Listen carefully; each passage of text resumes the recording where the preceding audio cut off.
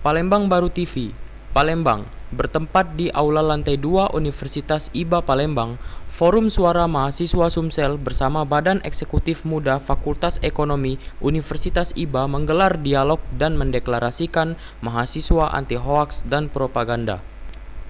Kegiatan deklarasi diawali dengan dialog bertema antisipasi pembodohan bangsa dengan menangkal hoaks dan propaganda di bumi pertiwi. Selasa 11 Agustus 2020. Deklarasi mahasiswa anti hoax propaganda.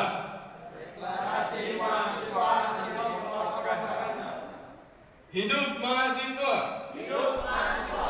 Kepala Dinas Kominfo yang diwakili Kabid Pengelola Komunikasi Publik Imansyah SEMM sebagai narasumber mengungkapkan, dituntut untuk bijak dalam menggunakan media sosial. Setelah menerima berita, perlu kita telaah dulu apakah berita itu benar, apakah berita itu tidak benar. Jadi ada istilah di kami itu saring dulu baru sharing. dalam kata sambutannya, Ketua Umum Forsuma Sumsel Rudianto Widodo mengungkapkan, Nah, di sini di dalam era revolusi industri ini, di mana dunia ini sudah berada di genggaman kita, ya, melalui gadget dan sebagainya.